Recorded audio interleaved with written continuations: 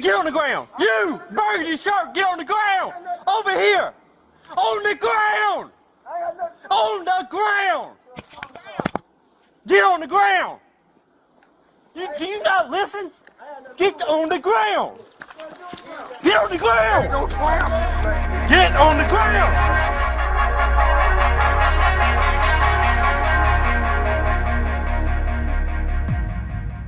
So this cop has been accused of using excessive force when responding to a call about an armed man banging aggressively on a door. What you have just seen is his response when attending the scene. Now you can't see with his body cam, but screenshots actually show that he stomped the man back down onto the concrete with his foot, causing his head to smash quite aggressively into the pavement, which then needed treatment by a paramedic. This man was found to be complying and was in the process of getting onto the ground, and didn't need to be forced down like that.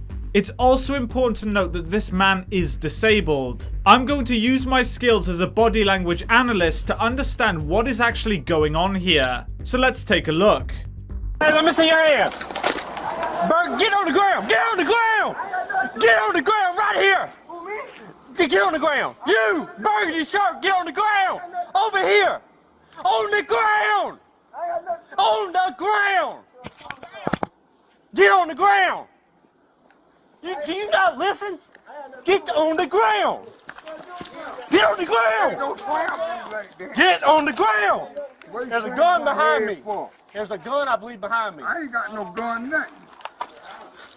Put your hands behind your back.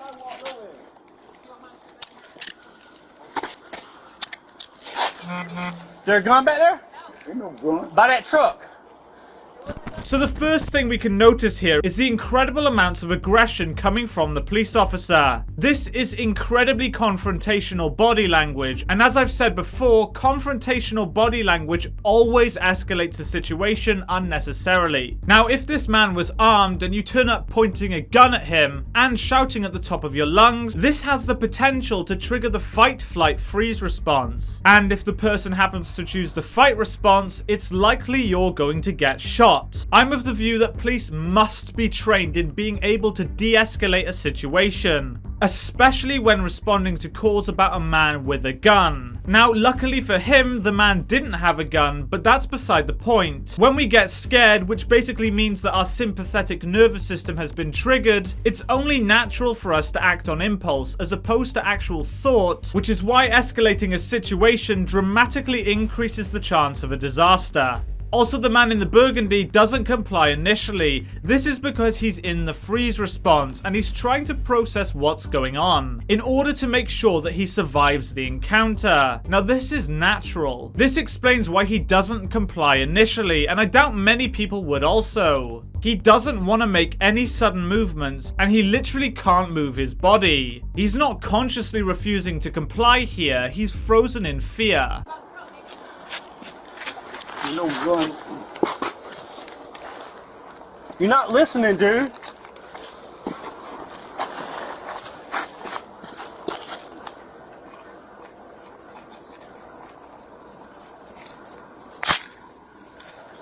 Bro, you got a gun on you, man? No, I ain't got no gun. All right, I'm just want no gun. I don't Turn want back over. Paul, do you watch him say?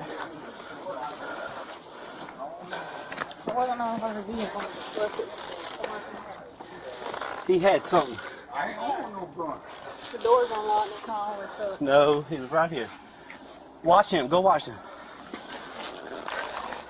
There it is. I don't want no gun. All right, that's what he had. As we see here, it wasn't a gun. It is very suspicious why the man wanted to hide this tool or whatever it is. However, that doesn't justify the excessive force. The cop was right to pull the gun for self-protection, but then using excessive force to push him into the ground was just not okay. Even if emotions were high, it still doesn't justify what he did. As someone from the UK, it seems very, very alien seeing just how aggressive the guy is.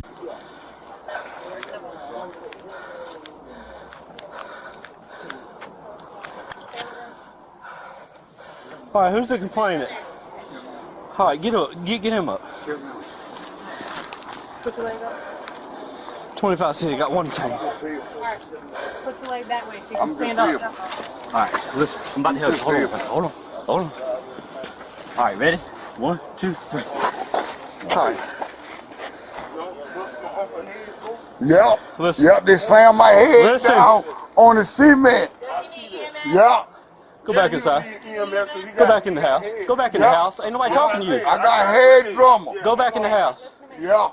So this policewoman has her legs spread out super wide. This is because she feels in control of the situation, or is attempting to. Her hands are by her side and her posture is that of a high status individual. She's acting powerful and in control of the situation. When our feet are spread super wide, it's called the power pose. This pose actually boosts our level of confidence and makes us feel more in control of the situation. She is intentionally doing this pose to reassure herself that she's in control. However, her thumbs do give it away. They're buried in her pocket. When we hide our thumbs in our pockets like this, it's a common sign of a lack of confidence. When we place the rest of our fingers in our pockets but keep the thumb out, that is a sign of confidence. However, if all the fingers are out and the thumb is in, then that is a sign of a low confidence individual. I think she's using the power pose to artificially feel in control of the situation, but actually she really doesn't have any confidence, as she knows the cop used excessive force.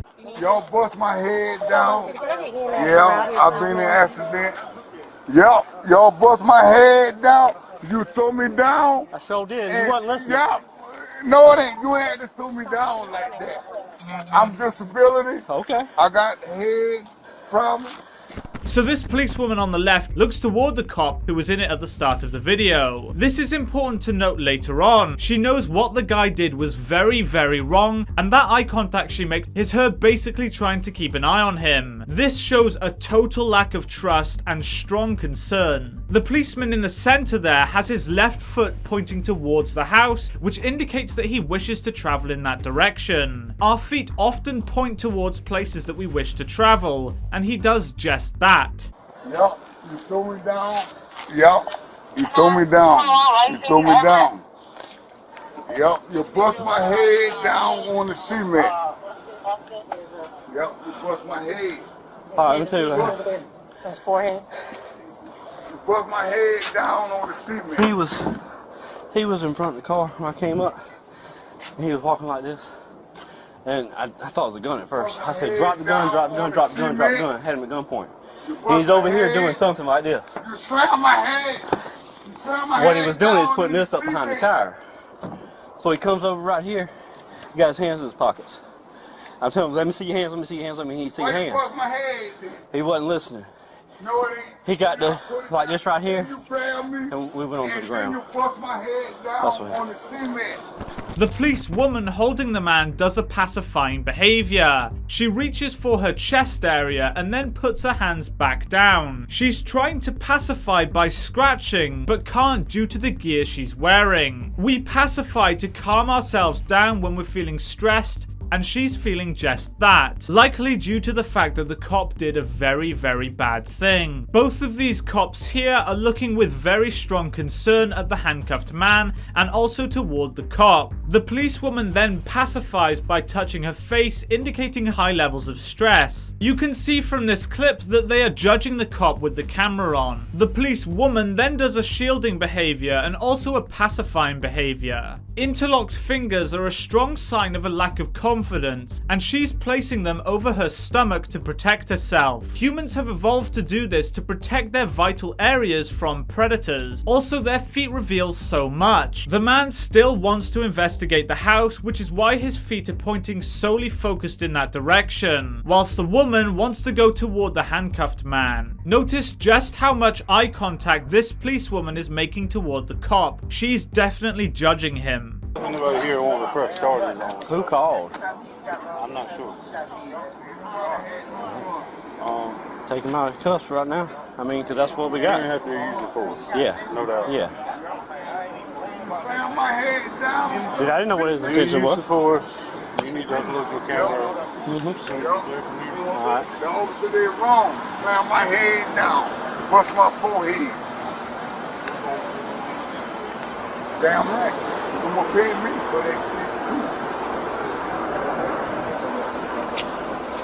So this cop here touches the police camera. This, I think, is an act of demonstrating his power and authority. He invades the cop's personal space and quite harshly taps the camera. This is him subconsciously telling the man that what he did was a big no-no and that he better have the recording to back up what he did and justify the excessive use of force. I think this might be the cop that actually gets him fired from his job and also arrested for the excessive use of force. The cop notices this and proceeds to pacify by touching his face. Now this is one of the most common pacifying behaviors out there. He knows that he messed up now simply from the body language of his colleagues. Mayor, I'm gonna take that into evidence of what he had.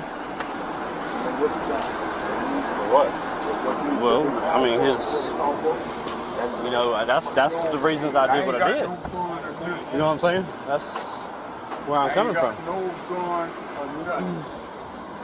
Because when he was behind the truck, I couldn't see what he was doing, and I didn't know where that went. If it was still in his pockets when he come around that car with his hands in his pockets. His dogs on camera. Okay. Yeah, a dog All stick. right, A dog stick. So he can come out of cuffs? Yes. Take him out of handcuffs.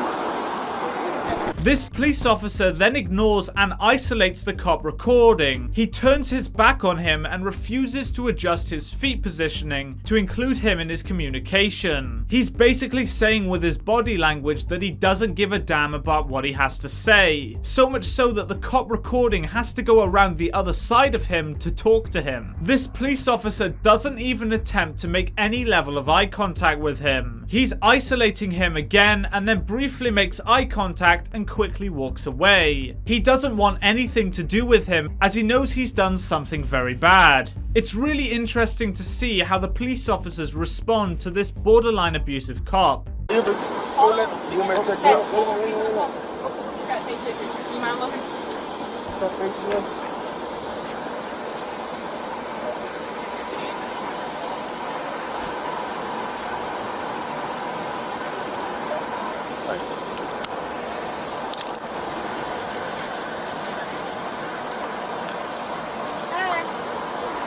Good, how are you? What's going on? Officer slammed my forehead down in the cement. Okay. In the wrong thing. Did you lose consciousness? Yeah. Look how everyone here refuses to make any eye contact with this cop. They don't want anything to do with him. And again, this woman puts her thumbs in her pockets, which as we know is a sign of a lack of confidence. Can I get a card from you? I don't have one, man. We don't have one. They don't give us cards. Okay, what's your badge number? 1059. Let me see if I can get my phone. Hold on, we have cards. I get ready. Okay. Okay. Thank Go you. to hospital? Yeah.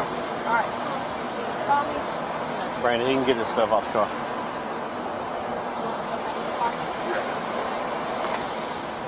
Will you say badge number? 1059.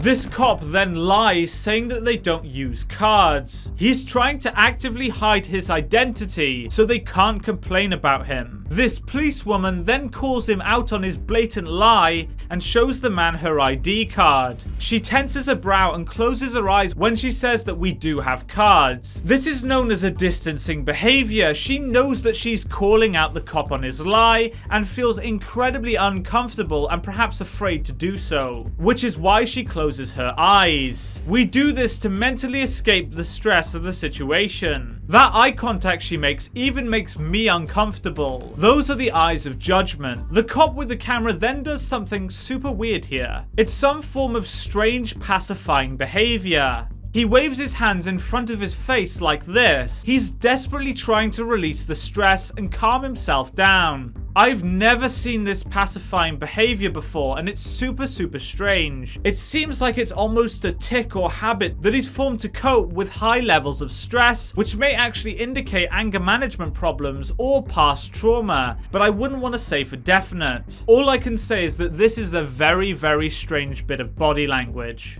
Now, this is a really sad encounter, and you can tell it weighs heavily on all of the cops here. The cop recording feels the stress and isolation from his colleagues, which is why he pacifies in this really weird manner. 2 days after, this cop was fired from his job and then eventually charged with first-degree assault and battery, which could see him in prison for up to 10 years. He lied about the encounter in his police report and also lied about him not being issued ID cards, which is instantly called out by his colleague. Hopefully, the police can learn from this very bad example of policing. So thank you so much for watching this video, guys. If you did enjoy the video, please be sure to hit that like button and subscribe for more content, and I'll see you in the next video.